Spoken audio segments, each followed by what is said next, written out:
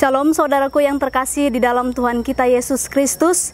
Jumpa lagi dalam renungan SKS hari ini. Dan saya percaya kita semua ada dalam anugerah dan berkat Tuhan. Firman Tuhan hari ini yang akan memberkati kita terambil dari 1 Petrus 1 ayat 3 sampai ayatnya yang ke-7. Namun saya akan membacakan ayat ketiga saja.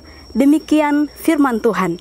Terpujilah Allah dan Bapa Tuhan kita Yesus Kristus, yang karena rahmat-Nya yang besar telah melahirkan kita kembali oleh kebangkitan Yesus Kristus dari antara orang mati kepada suatu hidup yang penuh pengharapan.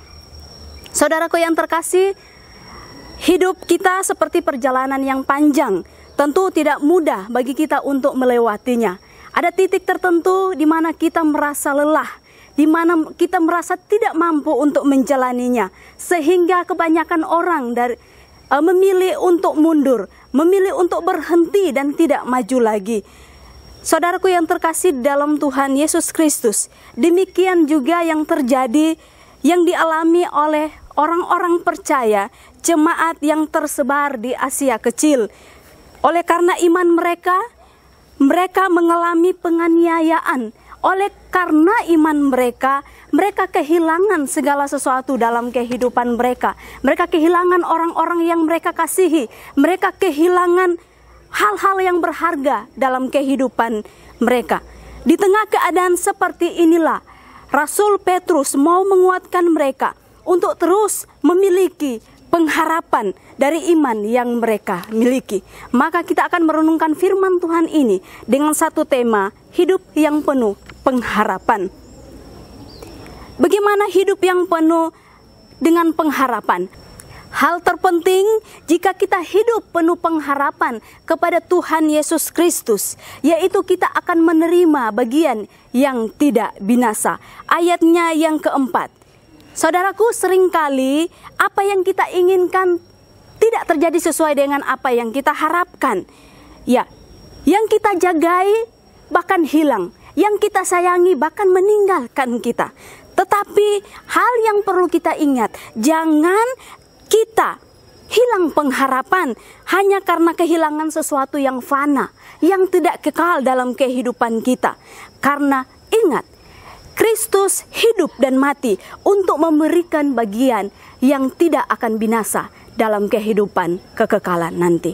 Hal yang kedua, kita ada dalam pemeliharaan Tuhan. Ayatnya yang kelima, berbagai kesulitan dalam kehidupan kita akan terus menekan hidup kita. Tetapi kita terus ada dalam pemeliharaan Tuhan. Ini hal yang perlu kita sadari sebagai orang yang percaya, sebagai orang yang memiliki pengharapan di dalam Tuhan. Karena iman kita kepada Tuhan, Tuhan bisa melakukan apa saja yang tidak terpikirkan dalam kehidupan kita, yang tidak timbul dalam pemikiran kita. Dia bisa melakukannya dengan caranya sendiri, dengan sesuatu yang natural, bahkan sesuatu yang supranatural. Dan dia mau nyatakan itu supaya kita percaya, supaya orang banyak meyakini bahwa Tuhan kita adalah Tuhan yang hidup, yang memelihara kehidupan kita. Dan yang ketiga, kita dapat memberikan bukti kemurnian iman kita. Ayatnya yang ke-6 sampai ayatnya yang ke-7.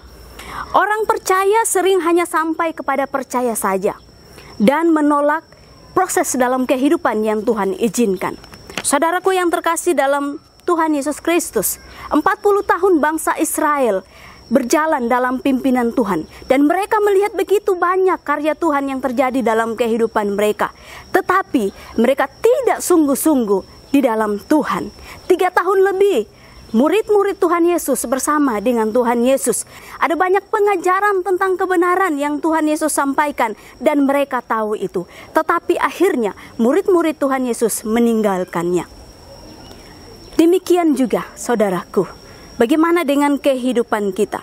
Artinya iman kita bukan hanya sekedar percaya, tetapi kita sungguh-sungguh meyakini melakukan dalam kehidupan kita, meskipun itu harus menderita. Saudaraku yang terkasih dalam Tuhan kita Yesus Kristus, harga yang harus dibayar ketika kita hidup berpengharapan di dalam Tuhan. Kesulitan, penderitaan, tekanan hidup pasti ada. Tetapi ketika kita berharap kepada Tuhan, maka hidup kita terus ada dalam anugerah dan pertolongan Tuhan.